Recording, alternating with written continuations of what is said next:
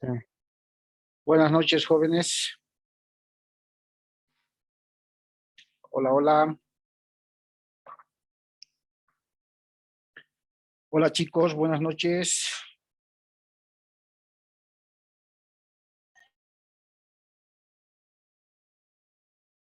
Hola, ¿me pueden copiar?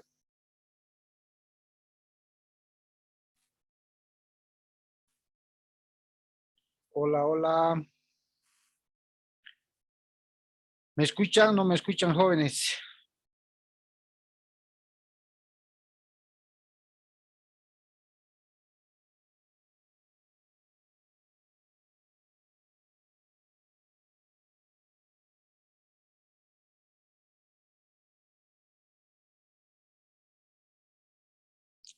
Buenas noches, Naomi. ¿Me puedes escuchar?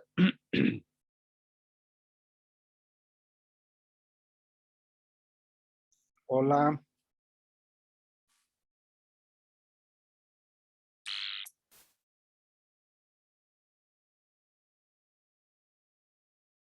Hola, hola. Buenas noches. Buenas noches. ¿Cómo están? ¿Cómo me copian? Todo claro, Ulises. Gracias, gracias. Bien, tenemos unos segundos a los compañeros que se vayan conectando. El día de hoy, si hay alguna pregunta, algo que no haya quedado claro con respecto a las servidumbres, las vamos a aclarar. Y en todo caso, si no existiera ninguna duda, vamos a continuar con el avance de materia. Mientras se van conectando, recordemos que habíamos abordado desde la anterior clase el tema de los derechos reales sobre cosa ajena. Dentro de estos derechos reales sobre cosa ajena, habíamos empezado a conocer el usufructo y posteriormente la servidumbre, ¿cierto? Siempre estableciendo que el denominativo de derechos reales sobre cosa ajena tiene que ver con el uso y disfrute de un bien que no pertenece al usufructuario, en el caso del usufructo, y en la servidumbre aprovecharse o servirse de un fondo que se va a denominar precisamente como fondo o propiedad sirviente por parte de un fondo dominante, conocido también como propiedad dominante, ¿cierto? Cada uno con sus características esenciales que los vimos, tal cual establece nuestro protocolo, y tomando en cuenta de cómo se constituyen, cómo se extinguen estos derechos cuando llega alguna causal de extinción o de conclusión que pueda presentarse en el ejercicio de estos derechos. Para recordar aquello, antes de ingresar a un tema que no está de forma muy precisa en el plan global, pero que es parte de los derechos sobre cosa ajena, denominado uso y habitación, ¿ya? Denominado uso y habitación, que enseguida lo vamos a ver, que tiene que ver con también ser parte de la temática de los derechos reales de cosa ajena, ¿ya? Estimo que ya estamos más o menos un número considerable, a ver, siguen conectándose. Y para hacer una antesala a lo que habíamos visto, vamos a ver este pequeño documental como recordatorio, como retroalimentación, que tiene que ver con una legislación muy similar a la nuestra, muy interesante, además de la Universidad Autónoma Nacional de México, de la UNAM, hablando también sobre los derechos reales sobre cosa ajena. Bien, empecemos entonces, mientras los compañeros se van conectando. Por favor, mucha atención, vamos a ir retroalimentando lo que vimos el anterior sábado y el anterior miércoles. Y para ello voy a silenciar mi micrófono para poder compartir el audio del documental. Atentos, por favor, empezaremos. Para comenzar debemos dejar en claro qué son los derechos reales. Los derechos reales son la relación jurídica que existe entre una persona y una cosa. Esta facultad que la persona tiene sobre la cosa la autoriza para actuar sobre ella de forma directa y sin mediación alguna de cualquier otra persona. Con esto nos referimos a que la persona puede destruir, vender, regalar o disponer de la manera que le plazca o le parezca más conveniente de su bien sin la intervención de terceros. Por ejemplo, siempre y cuando se tenga el derecho real sobre un jarrón, la persona que tiene el derecho puede destruirlo sin que nadie más intervenga en esta decisión. Ahora, ¿qué es una cosa? Del latín res, cosa o bien, es todo objeto del mundo exterior que le sea o le pueda ser de utilidad al hombre. Con esto tenemos que prácticamente una cosa es absolutamente todo lo que rodea al hombre. Puede ser desde casas, coches, aparatos electrónicos, ropa, hasta dinero, e incluso la comida, los alimentos, esto siendo una cosa consumible.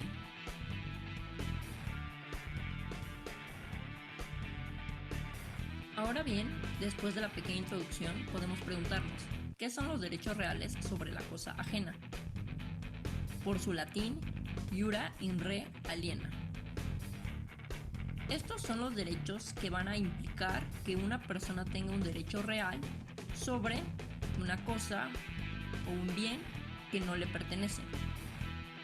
Así, ésta va a gozar de la posesión, más no de la propiedad, puesto que no es el titular de ese mueble, solo está ejerciendo la posesión.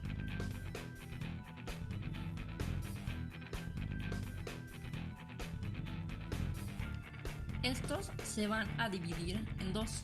Primero, el goce, abarcando las servidumbres, la enfiteusis y la superficie, y en garantía, abarcando la prenda y la hipoteca. Primero veremos los derechos reales de goce, comenzando por las servidumbres. Las servidumbres conceden el derecho a usar o disfrutar de una cosa. Estas estarán, según el caso, limitadas, ya que serán el fondo que soporte la ya mencionada servidumbre, o sea, serán el fondo que dé los beneficios, no el que los reciba. Siendo así derechos de goce limitados.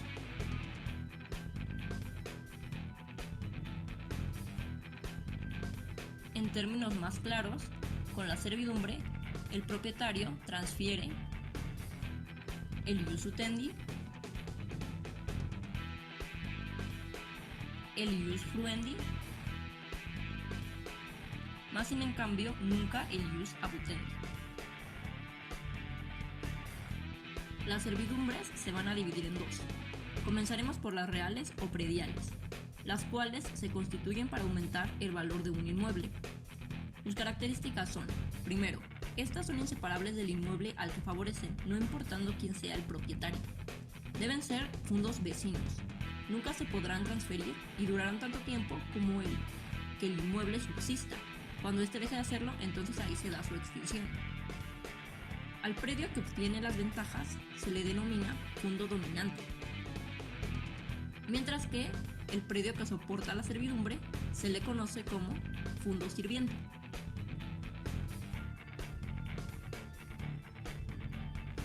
Estas servidumbres se van a dividir en dos, las rurales y las urbanas. Cabe resaltar que los romanos entendían por urbano todo terreno con construcción y por rural todo terreno no construido. Las principales servidumbres rurales son de paso, de acueducto, de toma de agua y de pasto, mientras que las urbanas son apoyo de viga, apoyo de muro, desviación de agua de lluvia y prohibición de levante de construcciones. Ahora iremos con las personales. Estas son las que existen solo con miras a favorecer a un sujeto determinado. Sus principales características son las siguientes: son inseparables de sus titulares. A diferencia de estas, no pueden enajenarse ni heredarse y se extinguen al morir el titular, por lo que el tiempo máximo que pueden durar será el que corresponda a la vida de este titular. En esto podemos encontrar distintos tipos. Primero, el usufructo, que es el derecho real a usar y disfrutar de una cosa ajena no consumible, ya sea mueble o inmueble. La única limitación será la de conservar la cosa en el mismo estado en el que se dio al constituirse el usufructo. El usufructo puede terminar por las siguientes causas: por muerte del usufructuario, capitis diminutio del usufructuario, la pérdida de la cosa dada en el usufructo, o por cumplirse el tiempo fijado de este.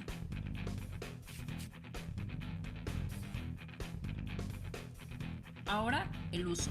El uso es la facultad de usar una cosa ajena en la medida necesaria para satisfacer los requerimientos propios del usuario. Se establece y se extingue de la misma manera que el usufructo. El usuario usará del ius prudendi solo en la medida de sus necesidades y será responsable de la reparación del objeto si no fue utilizado debidamente. Con respecto al derecho de habitación, se tipifica como un uso más limitado. Se concreta a la utilización de una habitación específica. En cuanto a su forma de constituirse o de extinguirse, sigue los mismos principios que el uso. Por último, el operae servorum. Este es el derecho por el cual una persona se podía beneficiar de los servicios de un esclavo ajeno, bien fuese de forma directa o bien alquilándolo a su vez. La servidumbre no se extingue por el no uso ni por sufrir capitis diminutio.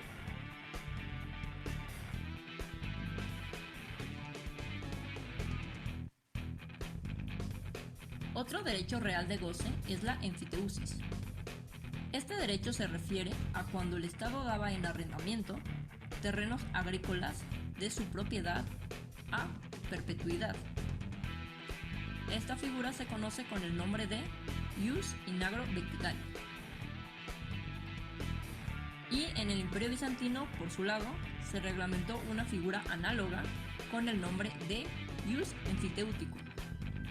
En el siglo V de nuestra era, ambas figuras se fusionan para configurar un derecho real autónomo que recibe el nombre de enfiteusis. Por último tenemos la superficie. Es el último de los derechos reales de goce. Es el derecho de disfrute sobre las construcciones que se encuentren en un terreno del cual no se es propietario. Esta práctica al principio se llevó a cabo solo sobre terrenos públicos, aunque después se extendió también a los terrenos particulares. El derecho real de superficie permite a su titular o superficiario el goce a perpetuidad o por muy largo tiempo del edificio construido en el suelo ajeno, a cambio de lo cual tenía que pagar una cantidad determinada llamada solarium, y este se puede transmitir por el testamento.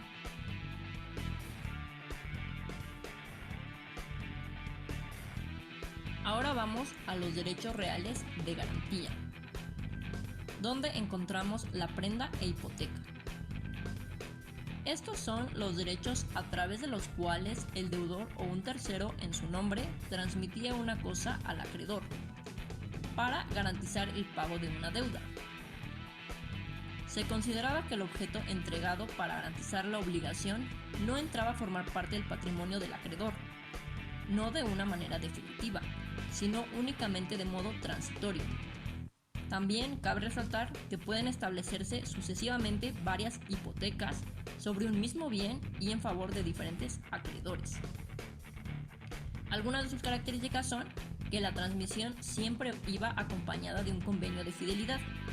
También esta institución era perjudicial para el deudor, por lo que después va a desaparecer, y en general se entregaban bienes muebles que quedaban en poder del acreedor. El derecho real de prenda e hipoteca se constituía por contrato, por testamento, por decisión judicial o por la ley en forma directa, como es el caso de la hipoteca. La prenda de hipoteca se extingue por extinción de la deuda garantizada. Si la deuda se extinguía parcialmente, los derechos de garantía subsistían, pues estos derechos se consideraban como cosas indivisibles. Por pérdida de la cosa, por renuncia, por confusión o por prescripción, como es en el caso de la hipoteca.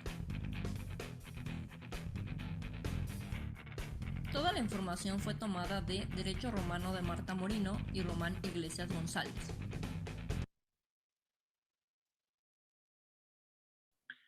Bien, un resumen completito en fracción de segundos.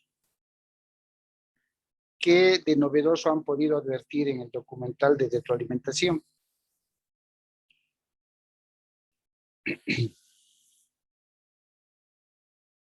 ¿O no hay nada de novedoso?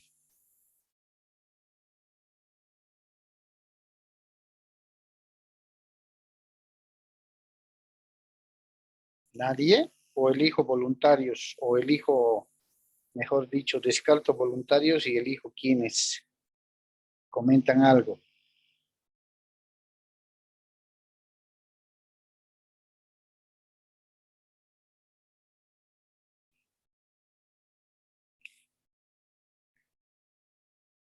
¿Qué ha pasado ya, chicos? Están muy callados. A ver, Lidia, vamos a empezar por Lidia, que me extraña que esté muy en silencio.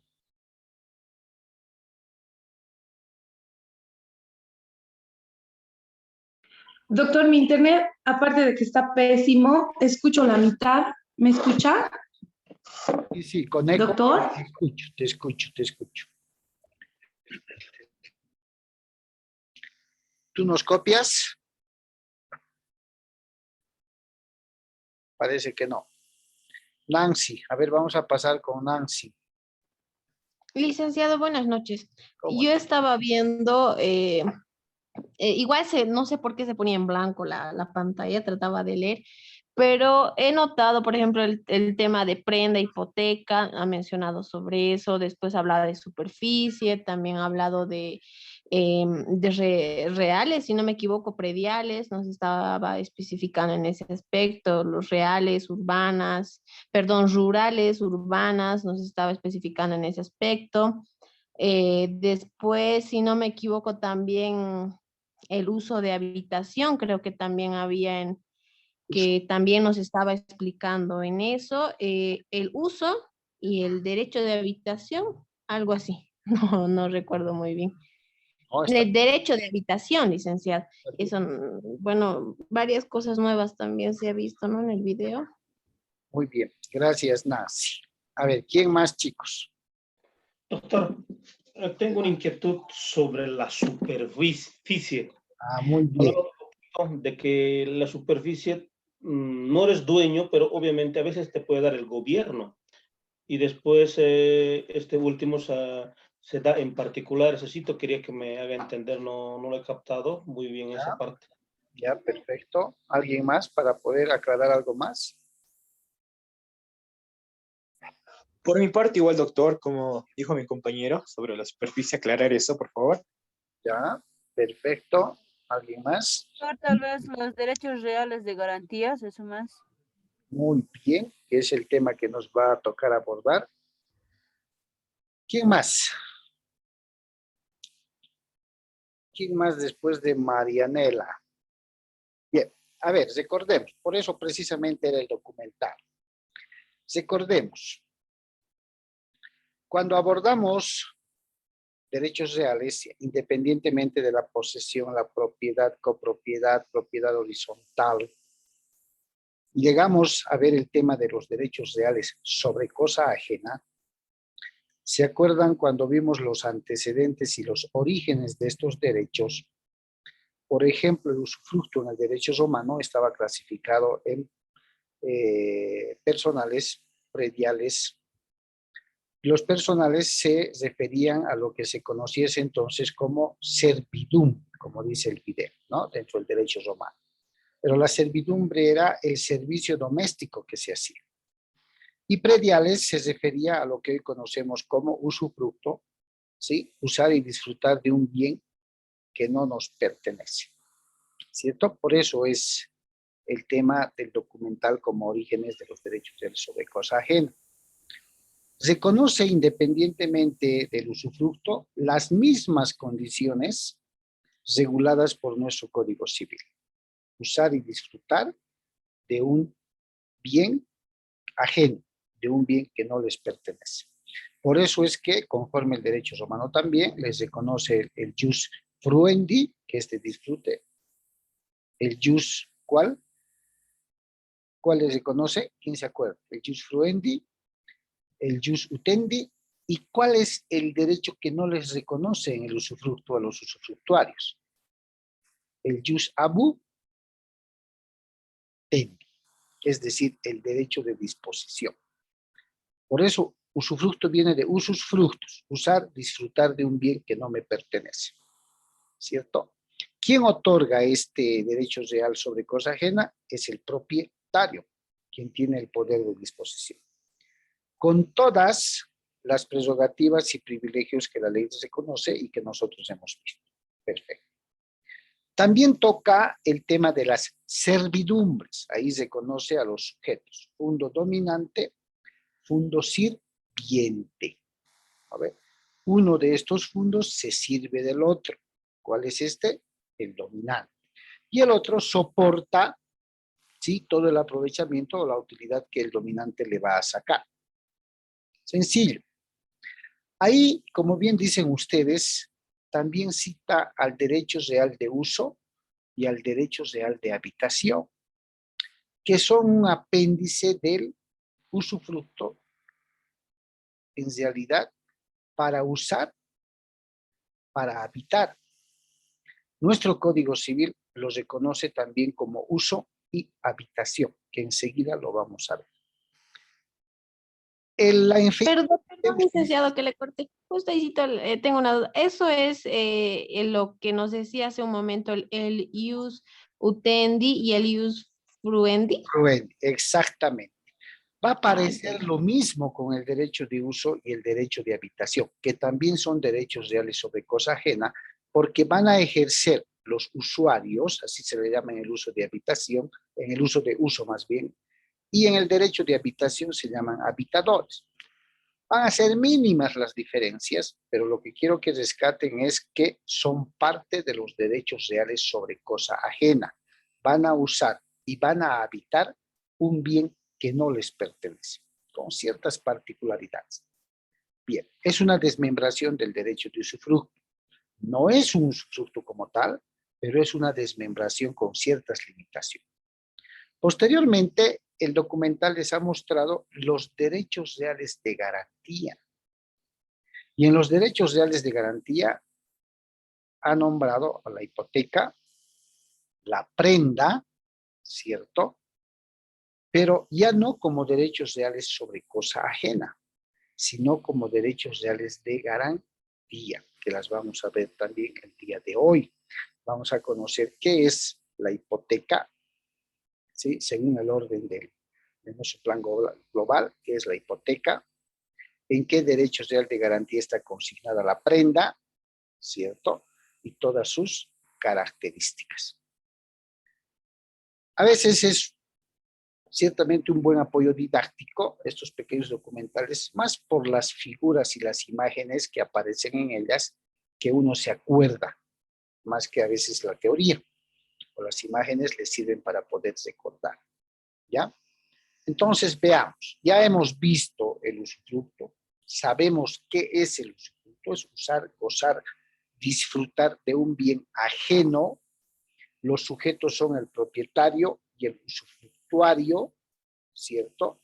Se deben y se pueden constituir en documento público, se pueden registrar sobre el derecho propietario en derechos reales del bien inmueble objeto del usufructo. Su carácter es temporal, ¿sí? Y esa temporalidad tiene que ver que cuando se trate de personas naturales, el tope máximo es la vida misma del usufructuario. Por eso se conoce como usufructo vitalicio, hasta el día de su muerte. Recordemos también, por favor, mucho cuidado con el examen, recordemos que el usufructo no es materia de sucesión hereditaria, no es hereditario, no puede ser motivo de herencia, por si acaso. El usufructo va a terminar con la vida misma del usufructuario. Muere el usufructuario y muere el derecho de usufructo. No pueden venir los herederos del usufructuario y decir, nuestro causante o nuestro papá o nuestra mamá tenía el derecho de usufructo en este inmueble y como nosotros somos sus herederos, nos corresponde también hacer el uso de ese derecho de usufructo. No. Con la muerte del usufructuario se extingue este derecho, ¿ya? El derecho de servidumbre en relación al usufructo, es perpetuo, salvo acuerdo distinto de las partes. ¿Cierto? ¿Qué quiere decir? Perpetuo, que va a permanecer siempre. Por eso es un derecho accesorio del fundo dominante. Porque no siendo de su propiedad, por ejemplo, un acueducto, una servidumbre de paso, o como se le quiera llamar, ¿sí? Va a formar parte accesoria del fundo dominante. ¿Se dan cuenta? Fundo dominante, fundo sirviente. Su constitución se puede dar ya sea por la vía convencional, si se acuerdan, es decir, acuerdo de partes, se puede dar por la vía legal, ahí están las servidumbres de los cables telefónicos, cables de alta tensión, como hemos visto la anterior vez, o se pueden dar por servidumbres judiciales, es decir, con orden judicial. Ya. No olvidemos también que cuando vimos el usufructo, tratándose de personas jurídicas, ¿quién podría decirme cuál era el tope máximo de duración o vigencia que podía pactarse? 30 años, licenciado. 30 años, muy bien, ¿cierto? 30 años, salvo acuerdo también de partes. Perfecto. Con esos antecedentes, veamos estos dos pequeños derechos reales sobre cosa ajena denominadas uso y habitación. ¿Sí? Bien. Derecho de uso y habitación. A ver, voy a esta cámara acá. Perfecto, no nos molesta. Los derechos de uso y habitación son derechos independientes del usufructo, sí, pero se desmembran de ahí, pero no son usufructo como tal, como les decía, y diferentes entre sí, regulados en el derecho civil y por ende con nuestro Código Civil.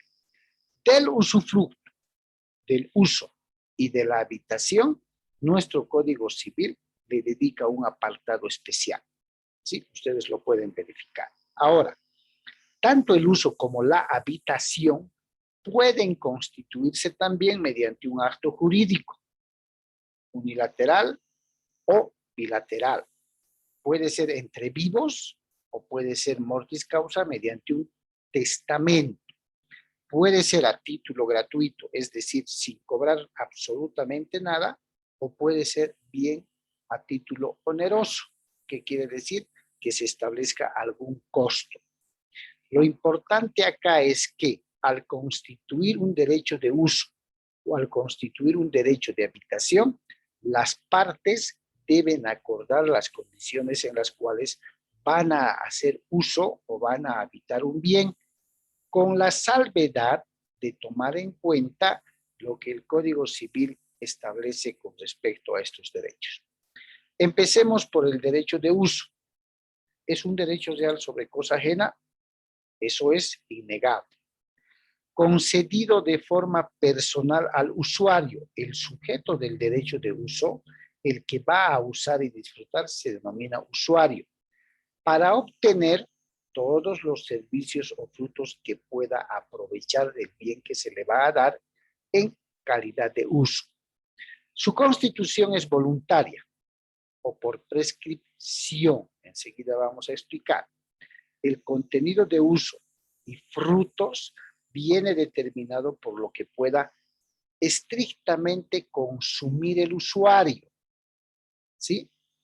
El objeto del derecho de uso puede realizarse sobre bienes muebles o sobre bienes inmuebles. Por eso se dice que es una desmembración del derecho de usufructo, aunque es independiente de este. Dice, ¿no? El uso de una vivienda, tratándose de un bien inmueble, va a permitir utilizar al usuario exclusivamente para habitarla o para darle otra finalidad que tenga que ver con una función social. Veamos. ¿Qué puede hacer el usuario mediante el derecho de uso? Puede servirse de la cosa y percibir sus frutos exclusivamente en la medida necesaria para satisfacer sus necesidades y las de su familia. Es decir, exclusivamente el usuario va a hacer uso del bien que se le otorgue en este derecho real sobre cosa ajena en la medida necesaria únicamente. El límite es que solamente debe usar y percibir los frutos en la medida en que las necesite, nada más. ¿Ya? El derecho de uso no puede cederse y menos arrendarse por parte del usuario. ¿Sí? No puede el usuario agarrar y ceder su derecho a un tercero o aprovecharse y alquilar ese derecho de uso sobre el bien que está usando. Si el titular percibe todos los frutos, ocupa toda la casa, hablando de bienes inmuebles, queda obligado a las reparaciones y gastos ordinarios y el pago de los impuestos y cargas, siempre y cuando ocupe la integridad del inmueble, toda la casa. Esa es la condición que le pone. Ahora, veamos la diferencia con el derecho de habitación. También es un derecho real sobre cosa ajena. Fíjense la finalidad exclusiva de alojamiento, con las mismas obligaciones y limitaciones que el usuario, es decir, el derecho de uso o derecho de uso sin percepción de frutos aplicado a la vivienda. Acá, la finalidad exclusiva de la habitación es alojamiento. Otra diferencia con el uso, no percibe los frutos. En cambio, en el derecho de uso, puede percibir los frutos, puede consumir los frutos, ¿sí? Pero en la medida necesaria de sus necesidades. Y se aplica a la vivienda, absolutamente. La habitación, a diferencia del uso, es singular y autoriza a ocupar las piezas necesarias, no toda la casa como puede ocurrir en el uso. ¿Se dan cuenta por qué? Porque su finalidad exclusiva es meramente de alojamiento. El objeto es la casa y el destino es el alojamiento, excluyéndose el pago de cualquier renta. Son características del mismo la temporalidad. Reitero, la finalidad de la habitación es exclusivamente el alojamiento. Es gratuita y es intransmisible. En términos claros,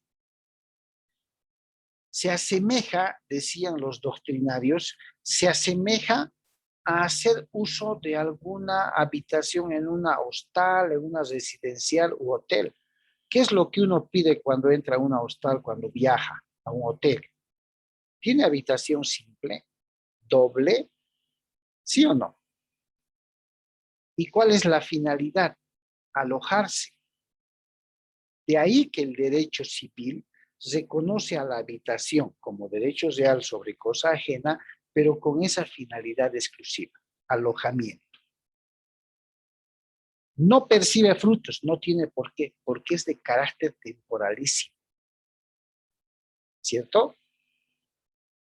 El uso de la habitación o el disfrute de la habitación, para no confundirnos, va a ser exclusivamente la ocupación de piezas necesarias, solo lo que necesita para poder alojarse, y no así toda la casa como puede ocurrir en el derecho de uso.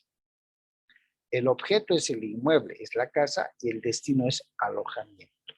Es por característica gratuito, es temporalísimo y es intransmisible. No puede venir algún familiar del habitante y decir, mi papá, mi mamá, mi hermano tenían aquí el derecho de habitación. No. Uno de las características más especiales tiene que ver con la temporalidad, ¿ya? Con la temporalidad y con la exclusividad. El habitador tiene derecho a ocupar una casa limitadamente a sus necesidades y las de su familia.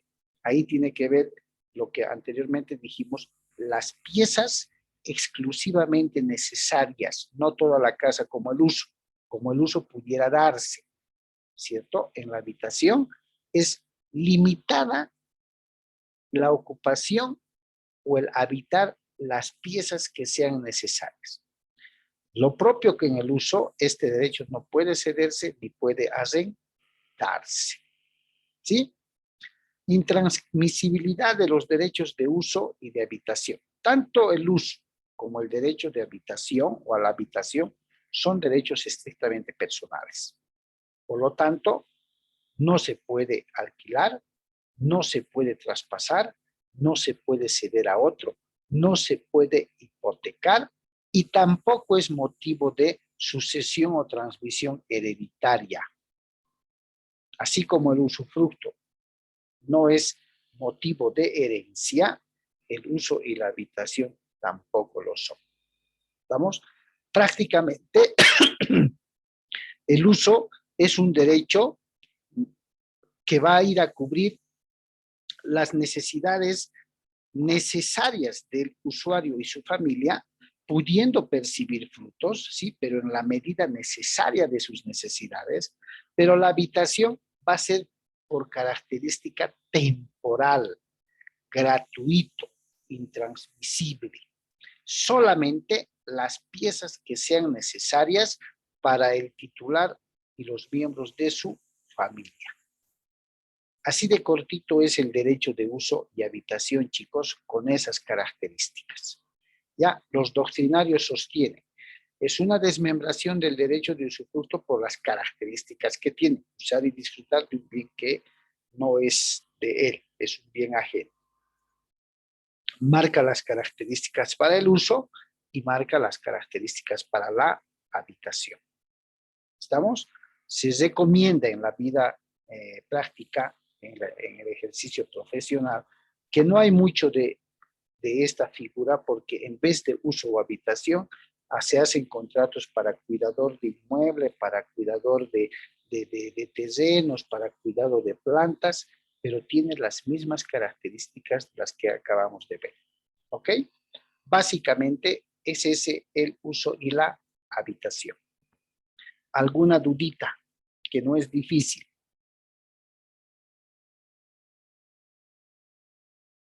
Pues está claro. No. Doctor, tanto en la habitación o en el alojamiento, ¿tiene tiempo determinado, igual de 30 años? No, ¿O es... por eso, es el tiempo necesario que requiera el titular y su familia, pero previo acuerdo.